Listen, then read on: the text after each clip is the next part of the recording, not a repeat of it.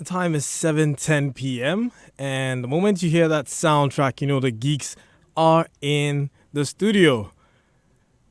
The music industry has changed drastically over the last century, and most of its changes and transformations have been technology driven. Most music technology encompassing musical instruments, sound generators, studio equipment, and software, perceptual audio coding algorithms, and reproduction software and devices have shaped the way music is produced, performed, distributed, and consumed.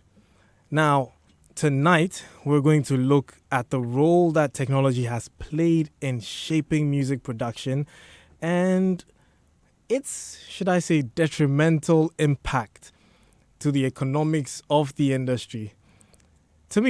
With me tonight to have this conversation, I have some very, very, instrumental people, pun intended, to help me with this discussion. And first off, I have David Kwamina Bolton. Hi, Spiky. Hi. Now, should I introduce you or you'll introduce yourself? Oh, let you do the honors. I don't like talking about myself too much. So, you are an unknown legend, if I should put it that way. If you say so.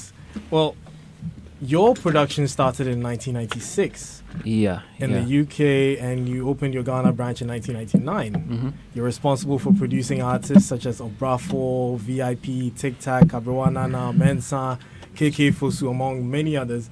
And you have played a major part in the hip life movement. Today, you operate multiple studios based in Accra and continue to produce world-class music. You're working on your album right now, aren't you? Yeah, I am. And you're going to tell us all about that process and how technology has impacted on all of that. Basically, from 1996 to 1999, a lot has changed. Right. A whole lot. A whole lot has changed. Yeah. So we're going to talk about how all that changed from then to now. I also have with me in the studio Badman Magnum. Yeah, man. So will you introduce yourself too, or you two I should introduce you? You introduce me. Let me see. Let me see what you want to see what I know about you? Yeah. Magnum has been a producer for as long as I've known. Yeah. You produced Illuminati, you've produced so many. Even the song we played before our intro was you. Yeah. And you came from just being a producer to now being an artist now. Yeah. You produced for the likes of Sarkodie, Shaker, even VVIP, so many international artists too. Yeah. Name some of them. You name some of them. I actually worked on songs for Samini. Yeah. Featuring Popcorn. So Popcorn, he came to the studio. I worked with Trigger Church, Naughty by Nature, and a couple more artists. Yeah. Great. So, David, I'm going to start with you since you are the genesis of the old man. You're going to take us from the analog before we get to the digital. Okay. So are we looking at it from the recording process or the marketing process? Or we're going to start off with the recording process. Okay. Because people need to understand how the technology has impacted that process of making music. Okay. Because that's where it starts. Before you go and even tell the music, you do have to have the music. That's true. That's very true. We're going to have two people joining us. I think, one just walked in. Drum roll. Greetings. Yeah, from the new age. So Magnum, you and Drum roll, you're both responsible for the new age. For the new age, yeah. I had no idea. Or you're representing. We are part of it. Yeah. So you're talking about how. And the future, I think drum roll represents the future. The future. Yeah. But you are signing out the future. No, I'm also part of the future. Because he's got some gray hair now. Yeah, I'm also part of the future, bro. Yeah. We have another, should I say old in quotes, who'll be joining David. He's Beatman Ace. Yeah. Kofi, he'll be joining to talk about analog. Now, as I was saying, David, so Mhm. the music process, before we go to the market with whatever it is that we're going to sell, something has to be created. Right. Now, right. back in 1996, how was this process? Okay, well, let me go back a little bit further to, Right. let's say, to 1990. That's when I actually got into music production. Wow. And back then, there was nothing like digital. I mean, fine, there were CDs, but in terms of the recording process in the studio, there was very little true digital equipment. You know, what used to happen is we used to have these reel-to-reel tapes, Yeah. and you know, in some of the bigger studios, we had 24-track tapes. So each tape could record up to 24 tracks, and in the larger studios, you would then chain these together so that you could get 48 tracks, 96 tracks, and so on in some of the huge studios. But When you say tracks, I'll just hold you on. Back when we started listening to music, when we hear a track, we know that that's the final song. Charlie, well, you get yeah, this yeah, track, you have this track. So when you say track, you know, I Okay. want you to break it down a bit. All right, for in people. the studio, when we talk about tracks, we're talking about the individual elements. Okay. So, for instance, you would put, let's say, a kick drum Right. on its own track. Maybe you'd put a snare on a track. You'd put a lead vocal on a track, your backing vocals, your percussion, and so on. So you'd build up the song based on the various tracks. Right. And when you put them on individual tracks, I'm sure everybody has seen those huge mixing desks that were in some of the studios. Each fader basically controlled a channel, which was a track. So you had the fader which controlled the amplitude or the volume of each track. And then on top of the fader, you had all sorts of other controls such as EQ. So you could change the equalization of a track. Some of the bigger decks had compressors built into it, so you could compress a track. Then you Compress had as in compression. Wow, you want us to get to that level? Oh no, that's you know, when you say, I'm sure someone hears compress, and if you're an IT guy, you're thinking WinZip or WinRAR. Okay, let me give you an easy explanation. Vocals, for instance. Yeah. Someone like Mariah Carey. She sings she almost whispers, and then she can instantly go into a full scream, right? But if you were doing that in real life, you would struggle to hear the whisper, and then you'd be deafened by the scream. So you need to compress the difference, what we call the dynamic of the sound. You need to compress the louder portions to make them quieter, so that the actual dynamic range of what she's singing quietly and what she's shouting is Equal. well, not equal, but it's closer together, so that you'll be able to hear everything she's saying above the other tracks. So your Production drums and all 101 that. right So that's what compression is, and there are various types of compression and so on.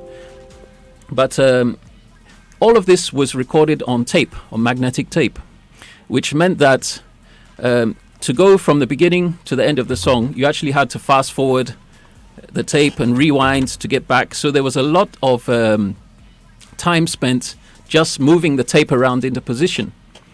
And then when it came to editing sounds, let's say you wanted to edit a particular performance, something wasn't quite right, or you wanted to copy a chorus from the first chorus to the second, Yeah. you actually had to cut the tape, physically cut it sometimes, copy it, and then splice it, use sellotape and all sorts of things. So the editing that you see nowadays, where you just move the mouse and drag your waveforms, do it man, manually. those times. And then the other thing too is, every time you couldn't usually finish a track in one session. You know, sometimes it takes weeks or months to finish a track if you're doing it properly. Right. Those days, yeah, that's another thing we'll come to about quality control and so on. But every time you left the studio, somebody else would come in and do their work. So what you actually had to do is basically write a mix sheet where you would actually write the position of every single fader, the position of every EQ knob, so that every time you come back to the studio, you then have to set it up Wow. the way it was before. So it could actually take 2 or 3 hours just to set the mix before you could start working. Wow. You see the thing? And So that was your saving. that was your saving, yeah. You actually had to write it down. And then later on, they came up with automated desks where the faders were motorized Yeah. and so on. But even then, to set up the mix took a lot of time. So instead of maybe taking 2 or 3 hours, it took 30 minutes to 1 hour to set up the track. So then that was basically what it was. So it took a lot of time and effort to make a track. So you found that engineers became very, very professional and very specific on how they did things. You see the thing. So it's not like today where you can just throw in a plug-in and then it does all the magic for you. Those times there was a lot of hard work That goes into that went into it. Yeah. Then fast forward a few years, MIDI started becoming a thing. where MIDI is. Gosh, can I remember? Musical Instrument Digital Interface. Right. All right. So what it was is it was a way for you to control MIDI instruments and MIDI equipment via a computer. And that's when we started having things called sequencers. So a sequencer basically allowed you to program a beat or a piece of music. So you could program your kick drum, program your keyboards and everything, and actually record it on the computer. And the computer would then send out MIDI signals to the individual instruments for them to play the song, Right. to play the sound. And then that was wired through the desk for you to then record and so on. So that... From what you've told me, that was a lot of work. Yeah. Now whole that lot. would, for me, would mean that technology has positively impacted music Absolutely. I mean, to the extent that now all the top producers are doing what's called mixing in the box. People that work for Michael's gone anyway, but worked for Michael Jackson back in the day, those producers who are still working for people like Rihanna, Beyonce and so on, they're mixing in the box, which means that everything is being done on a computer now. Whereas before you would have racks and racks and racks of equipment, outboard gear and so on that you'd have to send things through. Most people now, because of time and the technology has changed the way we process everything in this world, and particularly music. So it has to be produced quickly. It has to be sent out because as an artist now, you have to be constantly producing new tracks. Otherwise, you quickly become irrelevant. So technology has helped all of that. Magnum, Yeah. you just heard some historical stuff about Yeah, music man. production. I saw you explain when he said he had to cut the tape. Wow. Derek, Now we AKA just drum roll. we just move just click and then you and drag. then just move. Yeah. So, I how would already you got feel stressed out if you were listening to back that. in that day? I'm sure I would have been very. I'm sure if there was a latest technology, then You'd be happy. we would with it. appreciate it because I'm sure a period before that was worse. So, but now listening, I don't think I would ever want to live in that era. But Yeah. he gave us a breakdown of how back then it used to happen. Yeah. In your era now, Yeah. what's the typical music production process like? You get into the Typical. studio, I want you to tell me. I don't even know if there's anything that's like typical anymore. Everyone does what they want to do. So you So, tell me what you do, okay, tell me what he does. so what do I do when I'm recording or when I'm producing? When you're producing. Producing and mixing and mastering. I mean, it's just software. There's a lot of software. For me, I don't use anything analog. Only thing is my mixer, my sound card. Yeah, Now, basically. Okay, And so I use a lot of plugins, a lot of softwares. So there's so am I supposed to break it down like that? No, I know if you start you have to explain a lot of things. No, so there's a main software yeah. where we use other softwares, and instead of like using like machines, like things that look like the old school decks, we use the software form of it.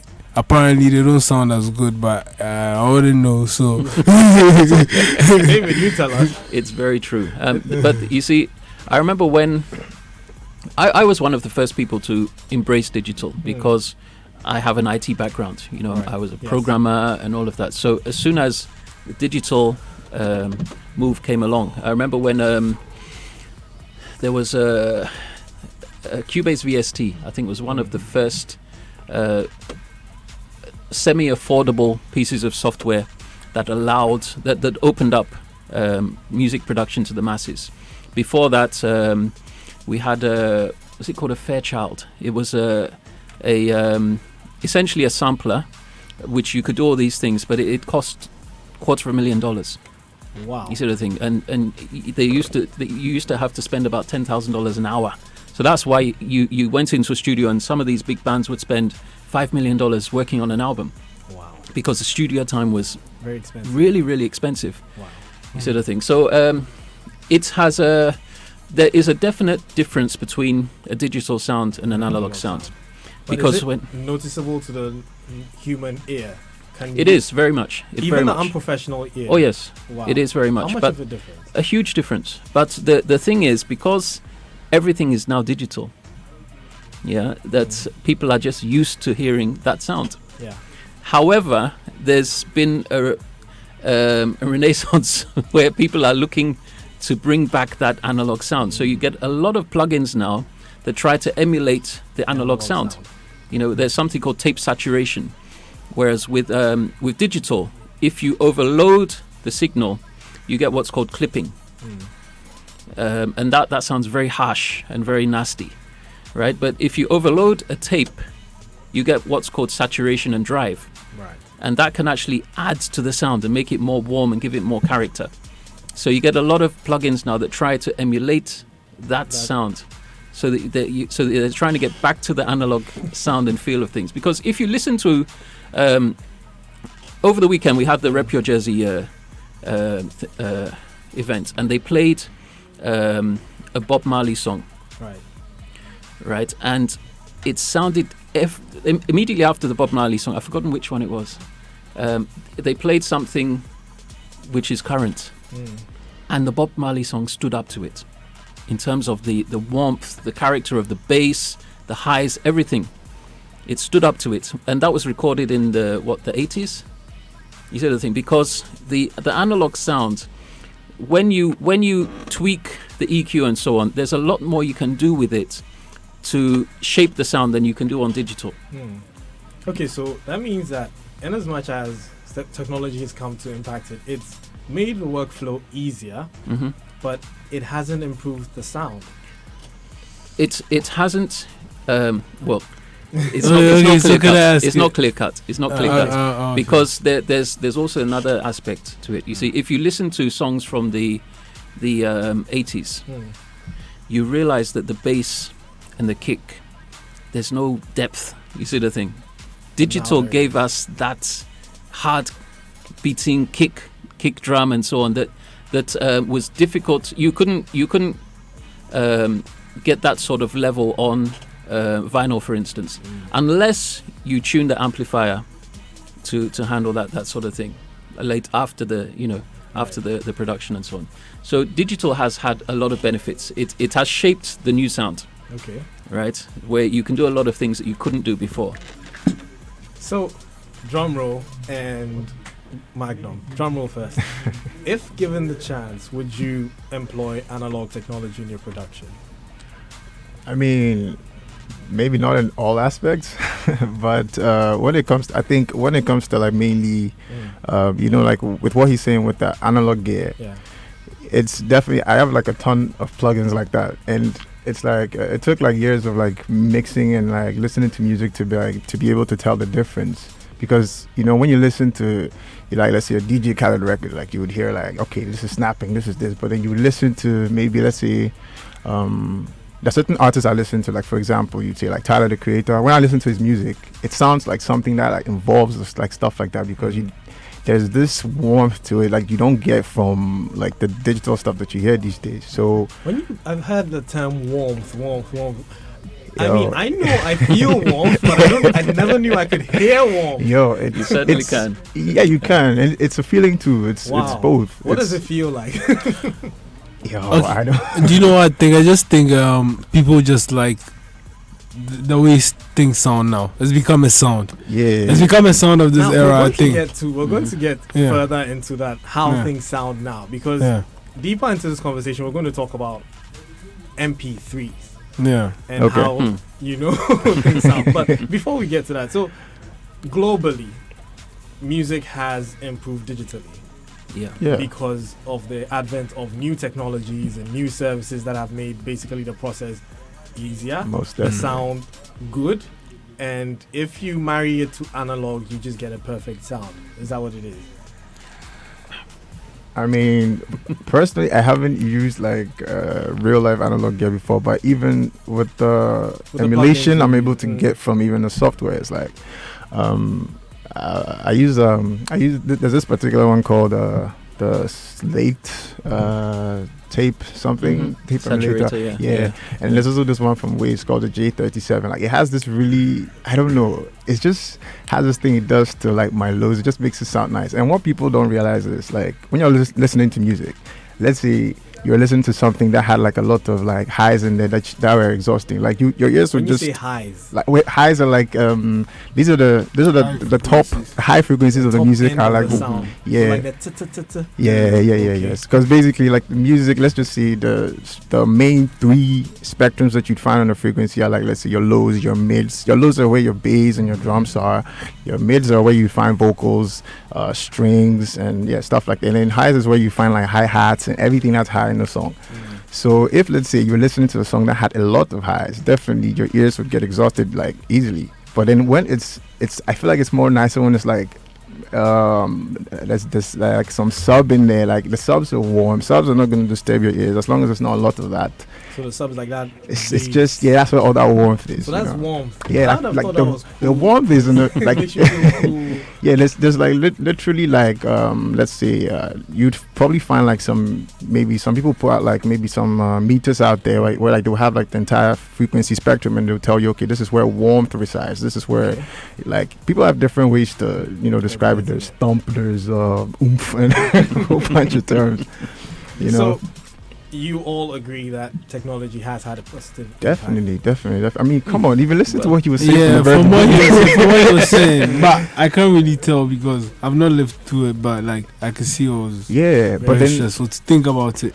But then again, Yeah, there's also the advent of MP3 technology. Now, when MP3 was born, it came about with so much that one revolutionized the music industry because it made music easier to share Easier to pirate. and Yeah, easier to true. pirate.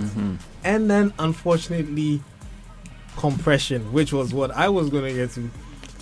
When we started using MP3s, we didn't know there was actually grades of MP3s. There were times when you get an MP3 sound and it was like less than a megabyte because your phone's memory wasn't that big. Yeah. So you needed to compress it till it was Yeah. so small. And that really affected the sound quality. yeah, Now, as music producers, I'm sure you want everyone to get the richness of your sound. Yeah. And here comes MP3 that gives people the opportunity to take out certain parts of the sound to make it smaller. yeah. So now, someone would say that that technology negatively impacted music. It did, absolutely. So do we think that MP3 did good or it did bad entirely? Entirely bad. If you're asking me. It almost destroyed the music industry because you see, with the advent of MP3s, Yeah. and for those listeners out there, it's like if you watch DSTV Yeah. on a big screen, you see that the pictures are kind of blurry, and then when you switch to an HD channel, you see that everything is clear and crisp. Yeah. Right. That's really the difference between an MP3, which compresses. What they try to do is look at those pieces of information, that frequency that they feel that the human ear doesn't perceive, and they removed all of those elements and just kept the base of the sound. So, I mean, I must admit, now it has gotten pretty good, right? But you still lose a lot of quality. If you play an MP3 on a good system, and then you play the original, what we call the wave file, Yeah. There's a huge difference. Huge. However, most people are consuming music now on their phones and listening in little bitty earphones. Even if they're Beats earphones that pump up the bass and everything, you're still not getting the real representation of the sound. Yeah. So if you're listening on a set of what do they call the iPhone earphones now? The AirPods. AirPods and all that. You're getting a representation of the sound. There's not really actual sound. their sound. Yeah. So that's why you find that sometimes you'll be mixing a song, it will sound great on a set of earphones. You go and play it in a Nissan, it sounds wonderful. You play it in a Porsche, it sounds terrible, because the Bose system is exposing all sorts of frequencies that you don't get on a phone or a cheap car system. So Magnum, Yeah. do you embrace MP3 technology or not as a new generation? Right. I mean, even with the waves, like the way I convert my waves in my system, and I don't know, I've not really. I mean, I've compared it a lot, but it sounds close. It sounds very close. Like you actually can't tell a difference, unless maybe there's a speaker that's going to expose it, like he said. But I think to a large extent, I don't see a difference. Yeah. And MP3 is what I'm like. I mean, the final product usually is an MP3 for me. Like I won't play a wave file myself. Okay. Even in the studio, like unless it's like during the process. But at the end of it, I want to have an MP3. So I don't know. Maybe I'll be biased because I don't know. All I've known is MP3s. I mean, we realized the difference, and so like we found software that converted it for it to sound close to the wave. So about 120 kilobits per second. Yeah, exactly. And then with a good software that converts it, like if you use the iTunes to convert your audio. Yeah, it's wicked. Yeah. It's wicked. Yeah. So, is it a problem? Doesn't it pose a problem that MP3s made music sharing easier? Now, before that, I heard you saying, drum roll, that you don't like MP3s. Yeah, because I've heard the difference. You can, like, even with the 320. One time, okay, this is how I like. If you really want to hear how bad these things get, like really push them. Like there was this one time I put up a song. Like, this was before I even knew when you put your music on SoundCloud, they would sort of downgrade or you know. For those who don't know, SoundCloud is a music streaming platform. Yeah. So like so before I knew that you even had to upload in Wave, I used to like upload in MP3, and then so this one time I uploaded my something I worked on MP3, and then I played when I listened in the headphones, I could even tell. Like even the brightness of even my snares, like there's this. You're talking about sound like we can actually see brightness now. okay, you know, like I mean, come on, if you're listening to music and then you know, like there's a character you're supposed to get from a snare drum, like there's a, you know, and then like, but then instead of that, you hear like it's like a sizzle, like it's not bright, and then you just know, and then it was more noticeable, especially when I played it through the phone. On the phone, then it just sounds terrible. Wow. So then I could just tell them like, nah. So what are you converting away? No, the thing is like, you see, you know, with my DAW, that's like the software you use to produce. Whenever, like they always give you this option whenever you are like rendering MP3. So there's like the 320, blah blah blah, and all that. So I did that, the highest quality. But then when you upload to SoundCloud, they take that further like down. But people don't know that. But people don't know there's actually like requirements to upload into these. There's even levels to put music on Spotify. Like if it passes a certain volume, they're going to bring it down. If it's low, they're sometimes going to bring it up and all that. People don't know that. So, like so I could really tell. So people don't know you need to put music up on SoundCloud in like 16-bit Wave, which is a higher quality. Wave is high. It's the higher quality. MP3 is just kills the sound. It just does. Okay, so. We've been joined by Kofi. I am Beat Menace. And thanks for having me. Yeah. I was going to say the late. But car traffic. That's what it does to you. Yeah, sorry about that. But you've also you are an analog evangelist, if I should say. Most of your work that I've seen, you've used a lot of analog equipment. And David has educated us on how, should I say, difficult or how exhausting it was to go on with one production session where you have to cut tapes and join. Right. How does analog work for you? How is that you still use analog? Well, I love analog for what it is. I love digital. I love digital too. For me, I mean, over the years, I treat each platform for what it really is. Every system has its strengths and weaknesses. So I work a lot digitally, but for certain things, I'd work in analog. And David was right. Analog can be a very painstaking process to work in. But for me, I think sometimes the rewards are worth, the hard work. Yeah. I've gone past the stage where I was all about immediacy. You know what I mean? Which is critical, when, you have tight budgets and whatnot. But when I do have the luxury of time, and I mean, don't get me wrong, I stay very updated when it comes to digital systems, and I have the important stuff that one needs to have. And there are several instances where I have a lot of emulations of actual hardware, and I actually have the hardware, and 9 out of 10 times I prefer the hardware. Why? It's just the sound, and it has character, it has soul. Why? But you see, this is what I love about digital. It has a very low entry point. I don't think there's anything more powerful than being able to create whenever the need for inspiration strikes, or the need to create happens, when you feel inspired. I mean, even with a smartphone these days, there's a lot you can do. You know what I mean? Yeah. And also, you're not hogged down by the obvious problems such as bulk. Analog stuff is bulky. You know what I mean? In my workstation, my DAW, I can have maybe 100 instances of a particular plugin, if I so please. But you see, with DAW is the software we used to work. Yes. But you see, with a lot of convenience, sometimes you lose certain things. For instance, I have found myself in situations where I'm working digitally, and just because I have unlimited options, you never get to finish whatever it is that you're working on.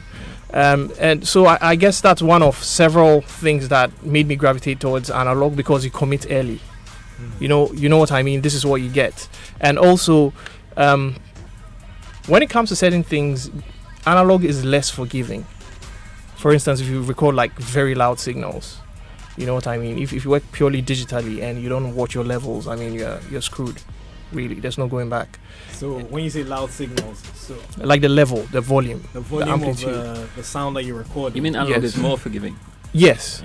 Yes, because I mean, if you have a high-end analog system, it has a way of saturation or saturating the signal. Is nearly like compression somewhat. Sure. But you see, in the digital domain, once you hit your the glass ceiling of what your converter is capable of handling, I mean, you just have noise, really. So I guess it's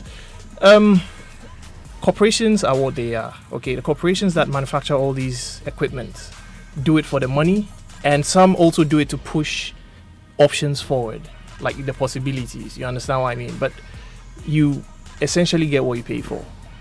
So I've heard you guys talk a lot about So let me also speak about for me, I think you just have to express the sound the way you want it. You understand me? Because all what we are saying about how this sounds and that sounds is just based on probably taste and requirements. I'll just say I'll have to say this carefully, but I just feel like everyone feels like just because the analog sounds like what it should sound like, it sounded like before, it's better than what it is now. You understand me? But I bet you can achieve the same sound if you just put your mind to it, because it's just an expression. Like how do you feel about it? I find a lot of people learning about sound and things. Like when I realized sound was how I express myself, was when I started actually making my things sound good. Because you watch all these tutorials, you try all these things, all these meters, but it's just an expression. It's like singing. So it's how you want it to go out. For me, that's how. So you can appreciate. You tend to produce better sound if you can just appreciate sound for what it is. To me, like I've not tried that digital analog thing to compare both. I mean, but for me, like if I wanted to sound like a 90s whatever sound, I'll get to 80s, depending on how I feel about it. Maybe parameters or whatever spectrums they are going to use, it's not going to cut it. But to me, I can just do it myself. So to me, yeah. Okay, so before I get to all of you, I want to add to what he said. okay, sure. When I began, I said I like to treat each for what it really is. Mhm. I don't think the fact that somebody resorts to using digital equipment or analog equipment locks them within a certain box. Yes. You know, because I mean, a lot of modern mixes are made using emulations of software that will, Exactly. existed Yeah, like I said. decades ago. Yeah. You know Yeah. what I mean? So at the end of the day, I think it's a thing of expression. There are certain projects I've done where I remained purely in the digital domain. I mean, it's come to a point where even with the same setup and using different softwares, sometimes you even have different sounds, Yeah, just because of the way the absolutely. sound engines Absolutely. of the software operates, or the way it's built. So at the end of the day, it's just a tool for expression. So whatever it is that you want to achieve, you sure do have options to utilize. And I'm make it just happen. talking on the musical side. Yeah. Now that's where Yeah. I want to. No, you see, yeah, but I had to because No, like I just couldn't just allow And it I to. get Yeah, you. I had to make my point. But You understand? yeah. The point is, Yeah. right now, you're all technical people that produce a sound. Yeah. Now, the consumer of this sound does not even understand They this don't quality care. we're talking about. No, they don't How- understand it, but they can feel it. Like they could tell, like and this song. And this is why I'm going to ask you this Yeah. question. There are songs, I can't mention any, Yeah. unfortunately, that all of us in here know are the worst produced sound. The Yeah. quality is rubbish, Yeah, but they have become hits. yeah, Yeah, but I don't but yeah, we're not saying that's For how why long, this though? For song. how long? That's Me- the thing. But I'm saying, bro, like I realize like every genre has the equalizer for it, like the equalization. If you use all these players, so it means every genre sounds different. You understand me? yeah. But what is a good sound and what is a bad sound? I don't think there's such a thing. Yeah, As a bad sound. Well, apart from the obvious over distortion and so on, it's like beauty being in the eye of the beholder. Yeah. Some Exactly. people love thrash metal. Yeah. I mean, if I listen to that for 10 seconds, my ears are bleeding. But that's what they will listen to 24 hours a day. Thrash metal. Other Yeah. people like rap music. People like classical music. So, fortunately, there are enough people out there to love almost every genre of music.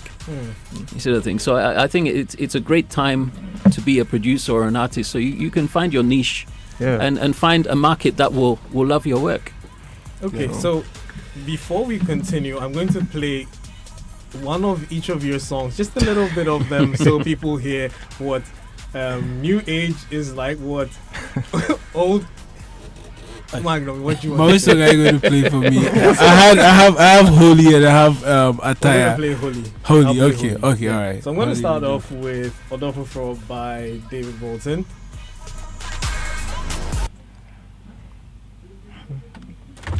And while that plays,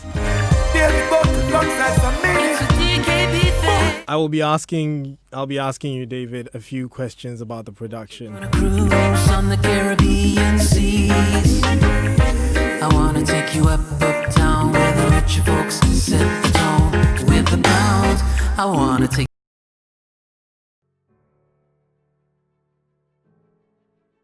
Super Hits Radio. Joy 99.7.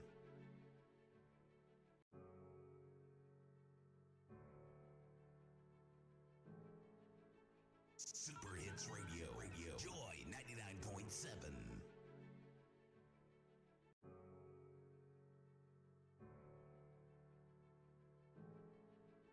Super Hits. The reggae song Yeah.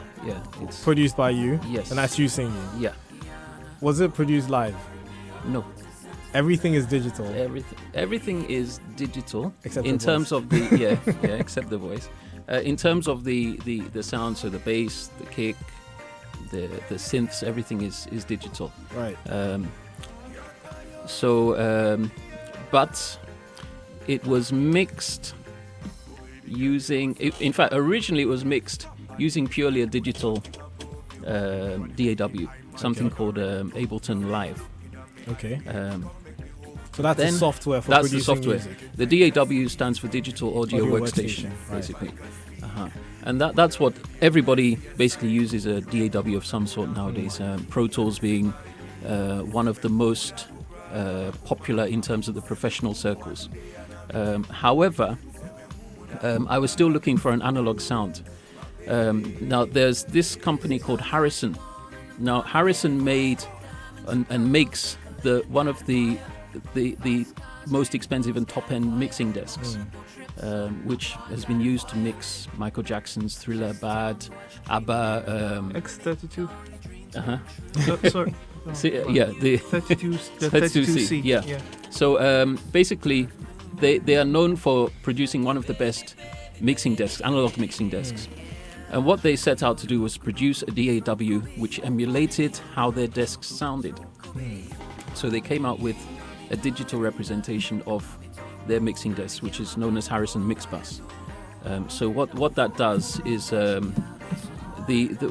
there's something called summing, audio summing, basically, which is when you add one signal to another and another and another. The more you do that, the more artifacts you get, the more it messes up with the clarity of the signal. Yeah. So, but then, what Harrison have done is they've tried to emulate exactly how their desks sound. So I mixed this originally on Ableton, then I remixed it on Harrison. Okay. And the difference was night and day. It was like going back in time. I think still I should had have taken both sounds so we would see if our listeners could discern the two. Yeah. Okay, That so would have been a up good idea. next is Magnum's Holy, and you're going to tell us how that went. Yeah. Game on. Yeah.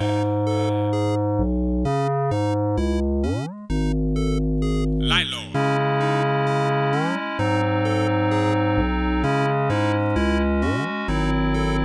Seaside. So, Magnum, before the song even started, all we're noticing is very digital sounds, like video game sounds. Yeah. That just goes to show how digital you are. No, okay. This project was actually made with like 8-bit sounds. What yeah. is 8-bit? Bruh. You heard the sound, like I don't even think to take too far. Nintendo. Like game sounds. Like you see, they don't sound like, I don't know how to describe it. I know how it sounds, but I don't know how to describe it to you because I just enjoy it. just Yeah, sounds understand good. me? It just sounds good to me. Yeah. And actually, I didn't even get to mix this myself because Inshona gave me just a wave, an MP3 version of the beat, and insisted he was not going to give me the data because he liked the way it sounded, and so I had to accept the way he put out the sound. So I'm saying, okay, so I want us to look back to before the standards were set about how sound is supposed to be. Who are those who set the standards about how sound is supposed to be? I just feel like it just depends on how you feel about it. I don't know. It depends on how you receive it. And right now the power is going more to the people. So the people are determining like the kind of sound they want to hear. You understand me? So there's no telling. I don't know. I don't know how to I don't know whether to think which one sounds better than which, but I just feel like for me the digital analog conversation is about how you feel when you hear the sound. That's basically it for me. Yeah. Okay, so up next I'm going to play Sound Trophy by Beat Menace. You want to say something about it before I play it? No, it's a group. It's yet to be released. It's a group, and yet to be released. So that's the sound of analog. So okay, I guess completely analog. It's hybrid. It was 80% analog or 20% digital. Okay, so go.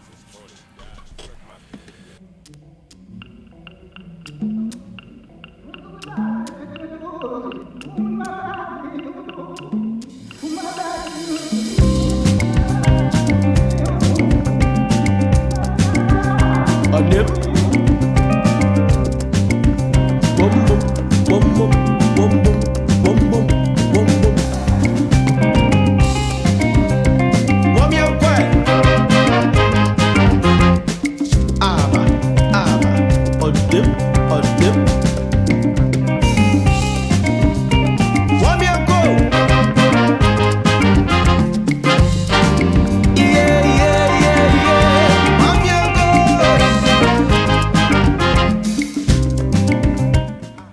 So now that was the sound of 80% analog. Yeah. Mostly All- analog. Mostly analog. Yeah. The instruments were played live and recorded. Everything was live. Everything. Everything So was where's the live. digital 20%? So I tracked using an When you say analog you console, tracked, you recorded. Recorded, okay. using very old microphones, some going back to like the 1930s, okay, through like an analog board or console to Pro Tools. Okay. But so Pro Tools just served as a capture medium, to like capture the recording, and then for like edits, because editing in analog can be painstaking. So I did that digitally. I mixed analog and mixed to quarter-inch tape before bouncing. What's a quarter-inch tape? Instead of recording to the computer hard drive, back in the day they had like these reel-to-reels, like Yeah. big tape. They were like really big. You see the tape in cassettes, probably at about the thickness of like a VHS cassette tape, and so it's an open reel, and that was what I mixed to. So that's essentially the sound you hear from analog. You can tell it's fatter, and it sounds more rounded and soft, if you know what I mean. Yeah. But it's still punchy. Okay. So that is your sound. So we've heard David's sound, we've heard Magnum sound, we've heard your sound. And I must say, I couldn't discern the difference in the sounds. Really. I could only discern the flavor, if I should put it that way, like the genre, the vibe that comes with it. Maybe it's also because I don't have a trained ear. So you're up next, drum roll.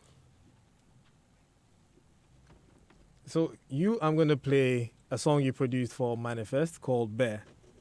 Okay. So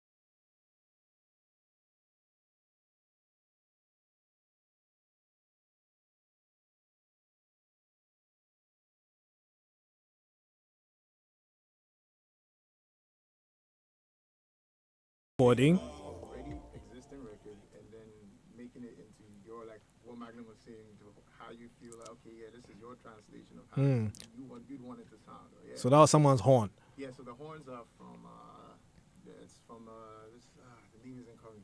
But I know. It's one Ghanaian Nigerian like band, Sule something. Yeah. Right. Oscar Sule, that's the name. Right. So definitely this was like taken from, it was purely analog music. Mm-hmm. So me coming from the digital side, I put those two worlds together in my own way. Like, bam, bear. I mean, this conversation is going to have to continue next week because we have only just scratched the surface. So we talked about the music production and how technology has impacted it, and we were trying to compare the analog and digital sound. Next week, we're going to talk about the music sharing part, streaming, and the business part, how technology has either made it easy for us to make money from music, or it has made it difficult for the music makers to make money because of piracy and all that. Unfortunately, we ran out of time. We couldn't take calls or messages. My apologies. And yeah, but we will be back next week. The name is Kobe Spikey and Chroma. I did this with David Kwamina Bolting from DKB Studios, Magnum, Badman Magnum, and Kofi I Am, Beat Mayonnaise, and Derek Amwa, aka Drumroll. We'll be here next week. Up next is the news, after which Sammy Forsen comes on with Overdrive. Open door.